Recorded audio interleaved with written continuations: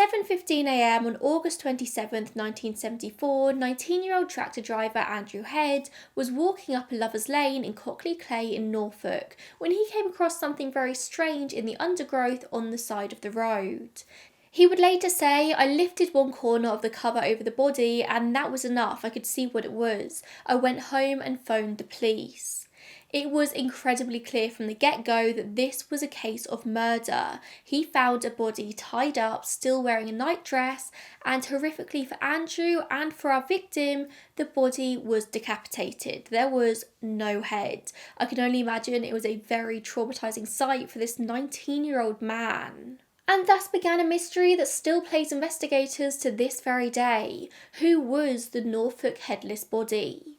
We're coming up to the 50th anniversary of her death, and the question is, does she still have family or loved ones out there wondering what happened to her? I'm really hoping with the 50th anniversary there will be a big increase in media coverage about this case, and maybe there'll finally be some answers. I can say, as somebody who's lived in the UK for my entire life, who researches true crime for a living, I had personally never heard about this case until I was just researching some UK Jane Does, and even then it wasn't really one of the first cases that popped up.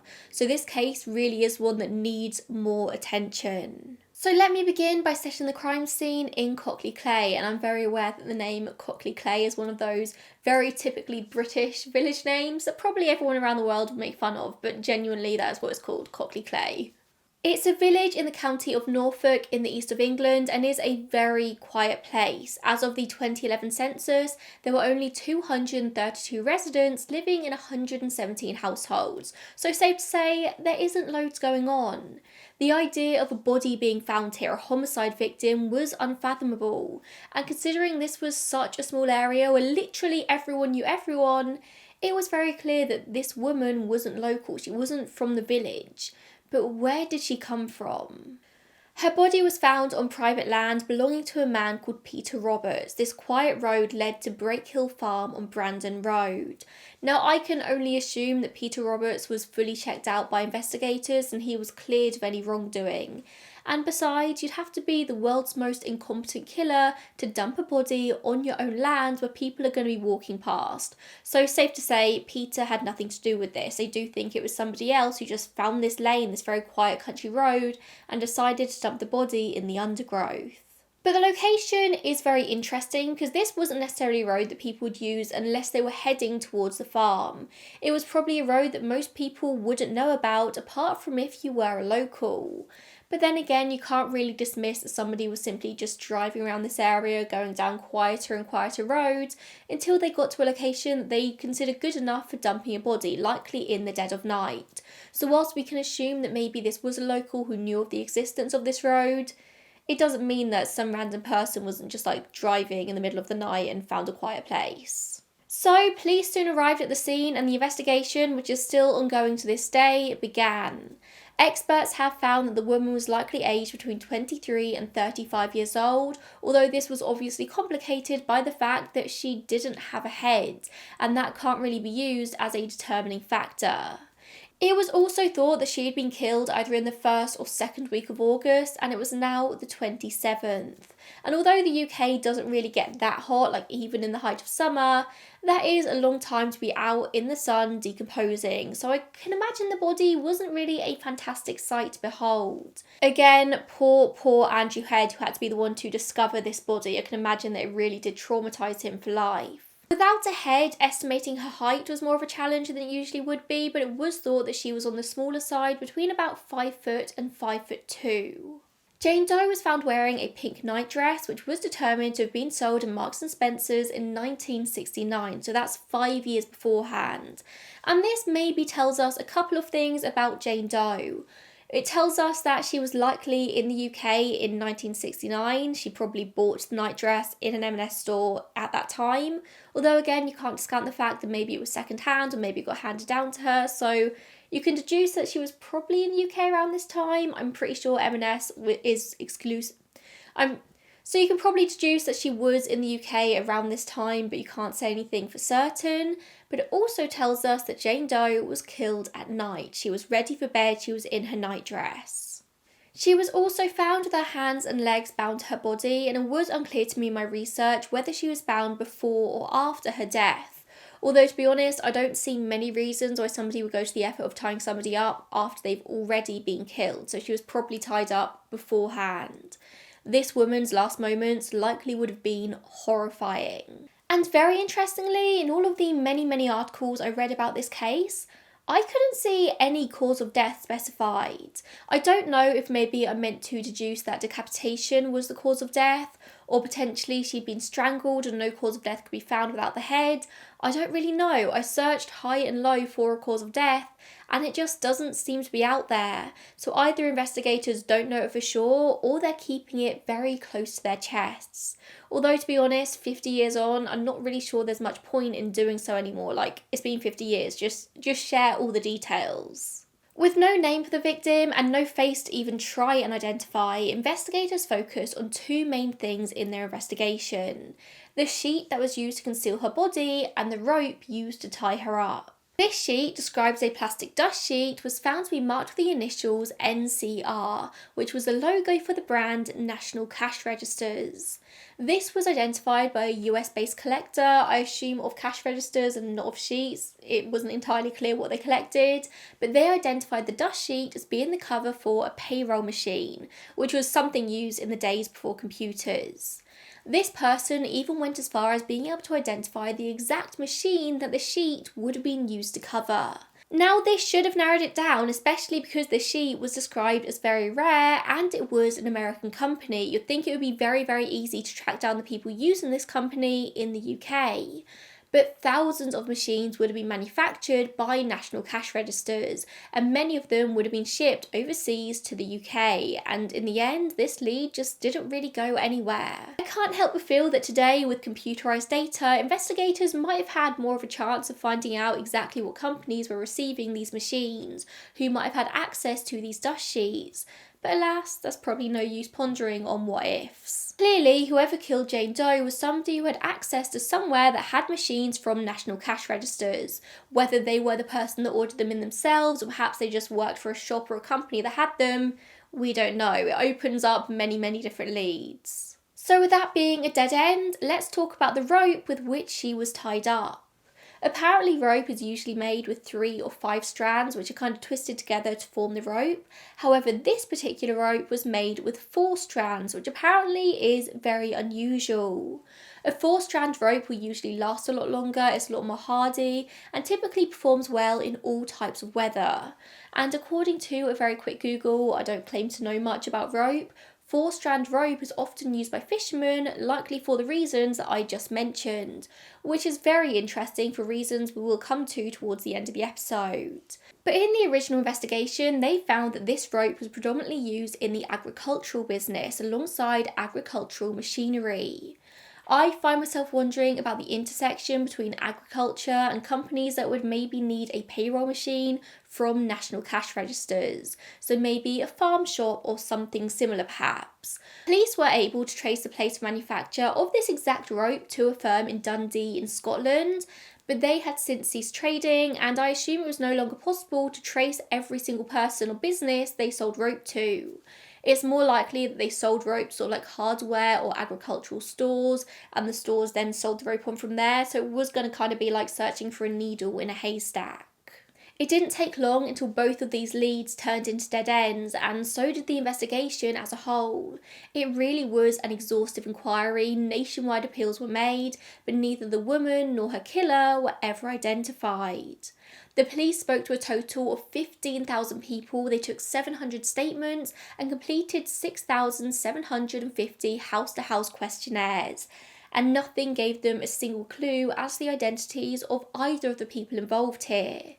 In the end, in 1975, they were forced to end the inquiry, but they did leave the case open. Essentially, they said they would follow leads as and when they came in, but there was no longer an investigation just dedicated to this case. That was until years later, in 2008, when Norfolk Police's major investigation team decided to reopen this case.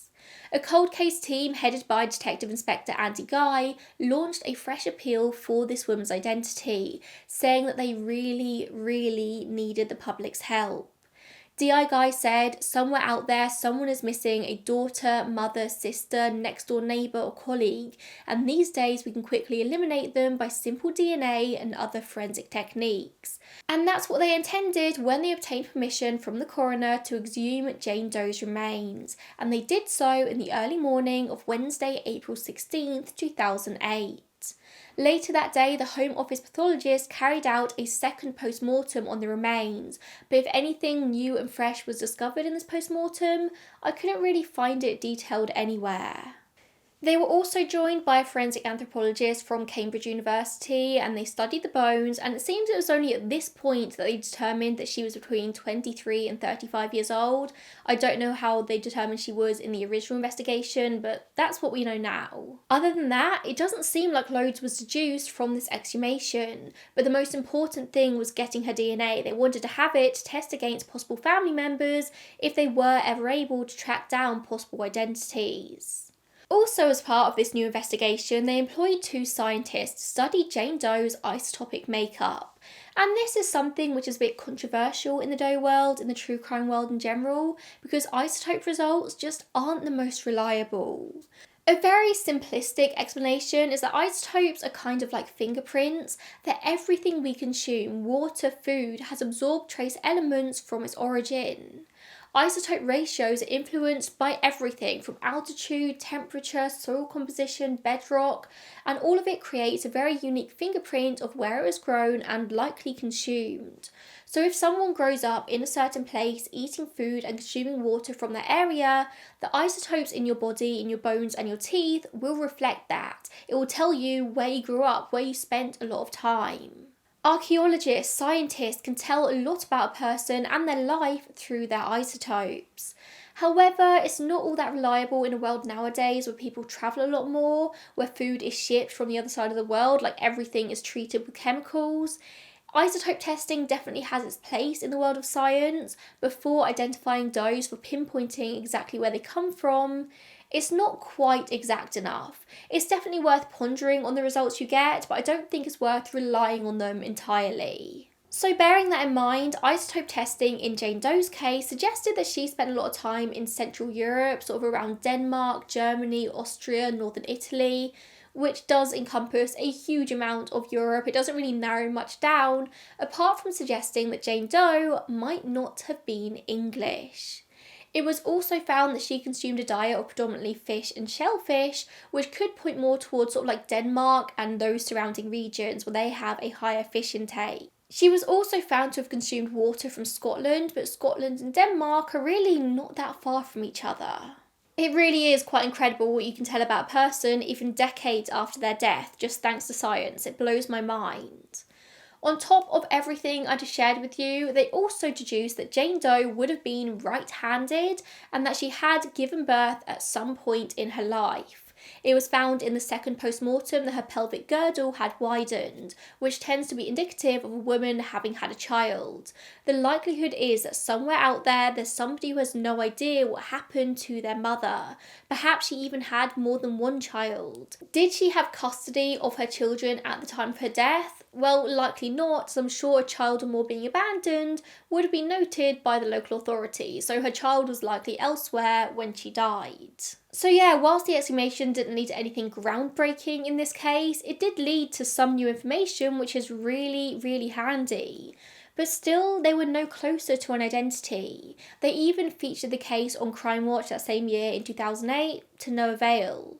A few years later, in 2011, police made another appeal in the case, and as a result, they managed to identify 540 missing women, which is truly incredible. So even if Jane Doe isn't identified, her death still led to so many people being identified, so that's something. And then in 2016, they made yet another appeal. In a BBC article from that same year, it was noted that about 150 unidentified bodies are found each year in the UK, of which a large amount are eventually identified, but still there are about 1,500 unidentified cases registered with the National Crime Agency.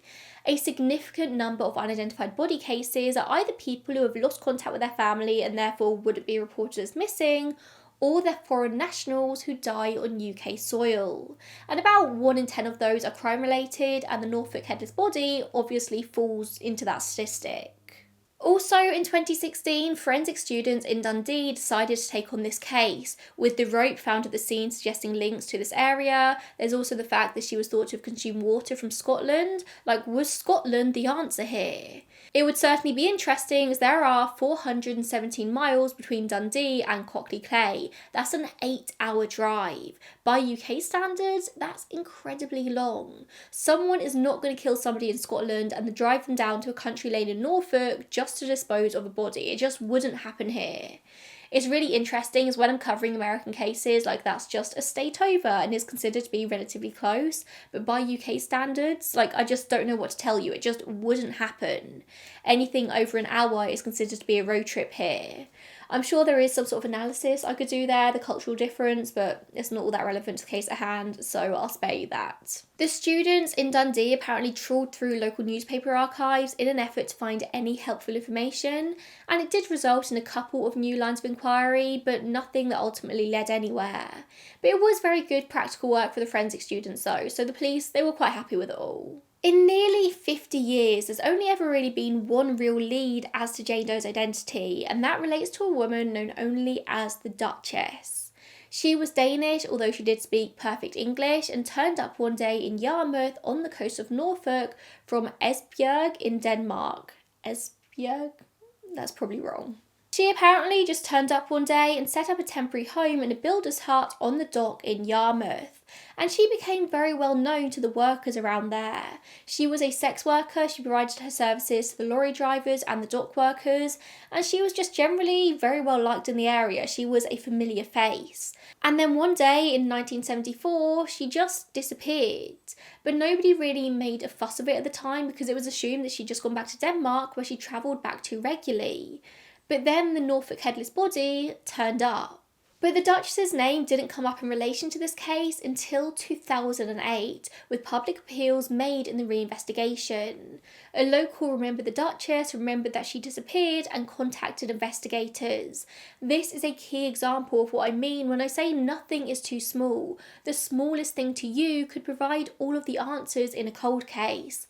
And of course, we don't have confirmation that Jane Doe was indeed the Duchess, but a lot of the things about the story do fit. She was Danish, a diet high in fish and seafood, a woman working a job that may have put her in the company of dangerous men.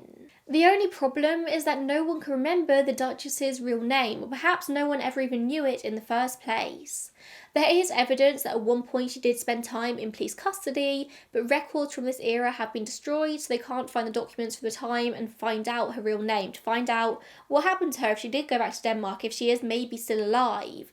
And of course, there's no way to test her DNA because we don't know where she is. If she is the body, we don't know anything. In every Jane Doe case I cover here in the UK, I feel I need to mention that forensic genetic genealogy is not approved for use here, because otherwise I know I'll get a load of comments.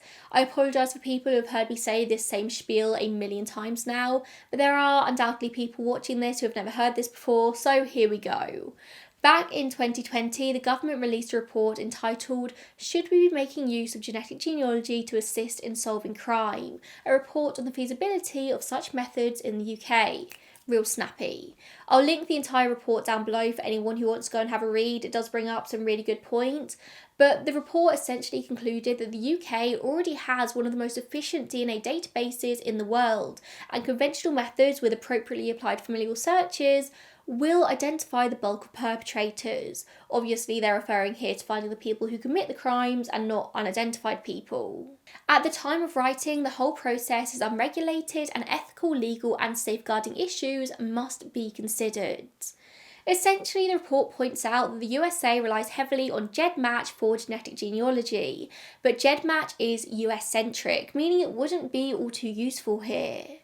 There's also question about the terms and conditions of such a site that wouldn't really align with UK guidelines and laws. It reads, identification of cases where genetic genealogy may be appropriate must be carefully defined to enable an ethical and reasoned decision to be made, avoiding historic issues such as the identification and prosecution of women who abandoned their newborn babies decades ago based on analysis of the deceased baby's DNA followed by a forensic genealogical approach. At the time of writing, familial searching is done only in the most serious of unsolved crimes, and permission to conduct these requires approval of the Forensic Information Database Services. Only 17 were authorised in 2018-2019. It notes that any sort of genealogical approach should only be used once all traditional methods have been exhausted. And there's questions here as well over consent. And not just consent of the person submitting their DNA, but of their family as well. When you give your DNA over to a site like GEDmatch to be used in genetic genealogy, you're not only giving your information, you're giving the information of everyone you're related to. You're revealing sensitive social and health information about yourself, those related to you, and potentially those who aren't even born yet. So you might consent to that, but the others don't. And it seems like that is the biggest problem for the UK government. The report does state that if it could be shown that the use of genetic genealogy was clearly needed in light of evidence that current processes were no longer adequate, a binding legal framework would have to be enacted that explicitly permits the collection and use of such genetic data, accompanied by relevant legal safeguards. Basically, they go on to say before they even consider enacting anything like genetic genealogy over here, they need legislation and laws in place for transmission, length of retention, and destruction of samples. All of that needs to be covered by law before they even think about it. Essentially, there's not enough laws in place right now to support this and to protect the people submitting their DNA. It's very much an ethical grey area.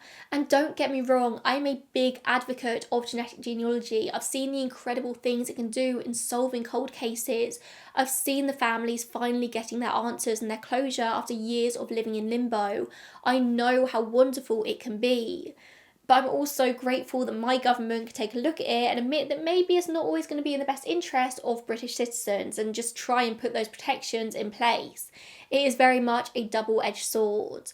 I don't think the report is saying that it will never ever be used here in the UK, but just that before it does become commonplace, some strict laws need to be put in place. And in doing so, it probably won't be the same as it is overseas. And honestly, I can see some very similar laws coming into place in the USA over the coming years. I feel like the use of genetic genealogy very much outran the government in the USA, before the government can even begin to catch up, it's being used for all these incredible things. And so it's harder to put it in place, put laws in place, when you can see all the good it's doing. And I know GEDmatch has faced a lot of heat over the years and has had to put permissions and rules in place, because at one point anyone could just access anyone's DNA, law enforcement just go in and just search without any sort of permission at all. There's a lot to think about. I do think it's credible on one hand. I also see all the questions on the other hand. I don't really know where I stand. The familial DNA testing that's currently used in the UK does a good enough job at solving cases. It's really rare that people remain unidentified for such a long time. I suppose the question is it ethical to have something like GEDmatch here in the UK, something to which anyone could submit their DNA to be accessed by law enforcement, just to solve the very rare case where other DNA testing fails? I don't have the answer to that, it's not black and white, but here in the UK, we don't have half the amount of unsolved cases, half the amount of unidentified people than they do in the USA, which makes sense because we're a much, much smaller country. And besides, as it has been pointed out, if our Jane Doe here was indeed Danish, as is suspected, a UK genealogical database would not be helpful in any way. And a huge amount of unidentified people here are thought to be foreign nationals. So yeah, that's the story of the Norfolk headless body. If you live in Norfolk and know anything more about this case that maybe I've missed, then please leave details in the comments. I'd love to know if it is a case that's well known in the area, or perhaps you've never heard of it before. Perhaps if you have never heard of it, you can share this episode or just share this story with those around you. Really get it out there. Like I said, we're coming up to the 50th anniversary. I really hope there's going to be a lot more coverage of it, and hopefully it won't only be local news, hopefully it will be national. They're hoping now that the DNA they recovered back in 2008 will one day be able to strike a match with a family member. But first, that family member needs to come forward. They do believe that if they're able to identify this victim, they will be able to identify the murderer, because in so many cases, the murderer is known to the victim. It's really, really rare that somebody is murdered by a complete stranger. Thank you so much for tuning in today. As always, if you enjoy what I'm doing here on my channel, then please make sure you support me in any way you can. Leave a comment down below, let the algorithm know that you're enjoying my content. Give this a thumbs up. If you're not subscribed, maybe you can subscribe, that'd be great. Or you can become a channel member for just £2.99 a month by clicking the button down below. Thank you so much for tuning in, and I'll see you in the next one. Bye guys.